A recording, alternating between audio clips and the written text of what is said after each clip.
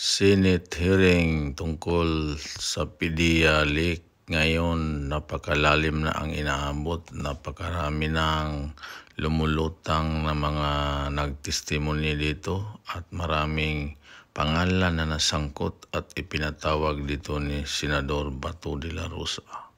Isa na dito itong si Picoy na nagkunwaring siya ay kata-kata lang ang kanyang isip. Parang siya ay makapunta dyan sa Senate hearing.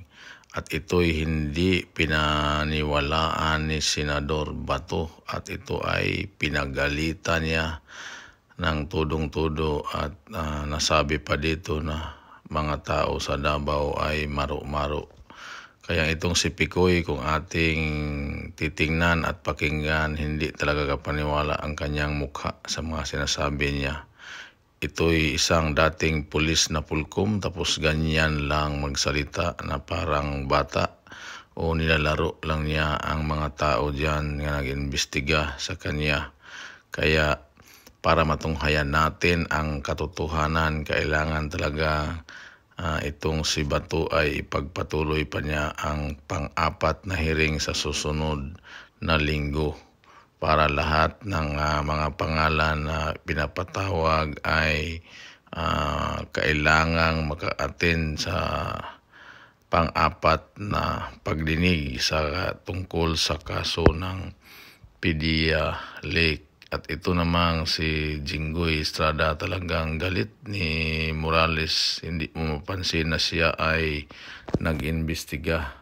Ano kaya ang kanyang motibo? At ito namang si Francis Escudero, tama lang ang kanyang pagtatanong. Kaya panoorin natin mga Kap people. Bago po ang lahat, siyempre intro muna tayo.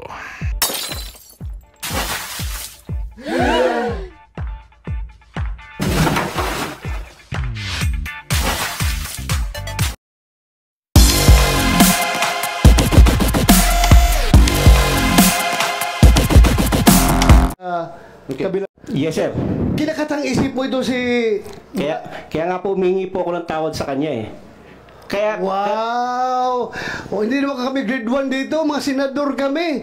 Ay nako, ibig mong sabihin na binubula mo lang siya para mabula kami, para imbitahin ka dito, para makapagsalita ka ng something against kay Morales. No, mali po. Ganon. Yan ang mali po, lumalabas hindi po kayang dapat tumbulahin. Hindi ako binubula mo, siya ang binubula mo para pagbula mo sa kanya, mabubula rin kami kasi may video yun ang usapan ninyo eh. Ibig mong sabihin, ganun kakagaling iyo. Kahit na ilang bisis ka kaso mo, yung kaso mo, wag mong pasis ko lang yun. Yes, sir. I understand, pasis sir. lang yun sa aking panerbisyon pagkapulis. I understand. Kaya huwag mo akong bilugin dito, ha? Yes, sir. Kung siga ka, kung maro ka sa labas, kung nabubula mo yung ibang tao, not me. Ha? Yes. Not me. Kasabot ko, sir. Ha? Kasabot ko, sir. Anong Bisaya man ka? Taga saan ka? Taga Davao ako, mama, sir. Ibig sabihin, por maro, taga Davao. Dili taon, sir. Ay. Now, please, continue. Explain your side, yung nangyayari sa usapan na yun. Sige, I will give you the floor.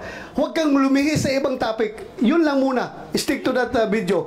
Yung lahat na sinasabi mo doon, bigyan mo ng context, bigyan mo ng explanation, bakit mo nasabi yung mga bagay na yun.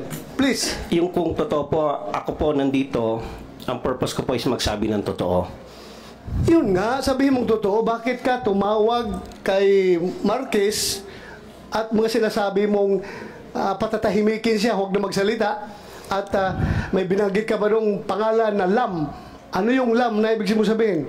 Sir, actually, sir, naririnig ko lang sa YouTube yun, sir.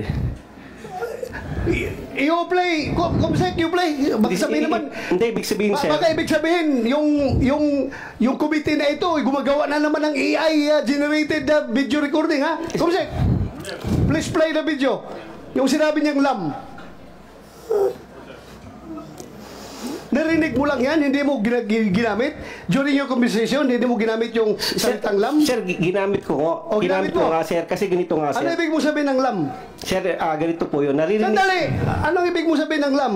Sinabi mo, binanggit mo. Yes, sir. Naririnig ko po sa YouTube lang yan. Yung lam, si First Lady, si James. O kaya nga, bakit mo nasabi yung lam na yun doon? Para pasakayin nga po sila, sir. Kung gusto niyo pong malaman ng totoo. Pasakayin.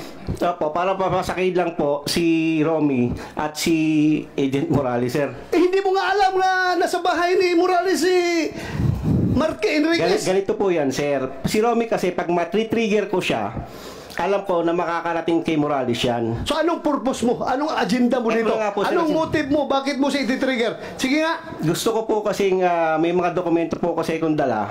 Kasi sir, kung napapagod na po kasi ako sa paulit-ulit na sinasabi nila, alam ko naman na mas may explain ko, sir.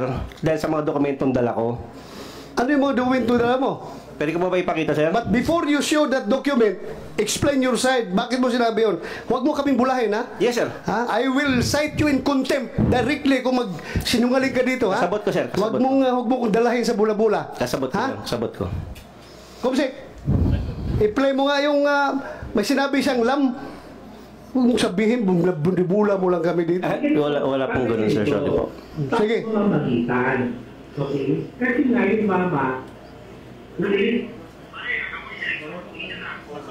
ha? Hindi, ganito. Pakinggan mo na ko yan. Ganito ko yan. Nung pumutok yan,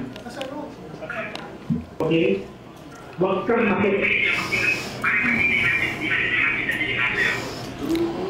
Kaya nga ganito, padre. Kaya kung Ang narinig natin dyan na voice recording at saka yung nilagay ni Morales na yung line-line dyan na nag-interpret kung ano sinasabi. Totoo, the same as you have heard as your conversation with Santiago? Mr. Senator, the video speaks for itself. Okay, correct. You're done with the question. I am done with Santiago. Pag-aralan muna yung kanyang sasabihin, then you are free to entertain General Santiago. No. I will not question the two gentlemen. I'll just go straight to the point and ask questions to Okay. Mr. Go ahead, Morales. Go ahead, Your Honor. Okay, Mr. Morales.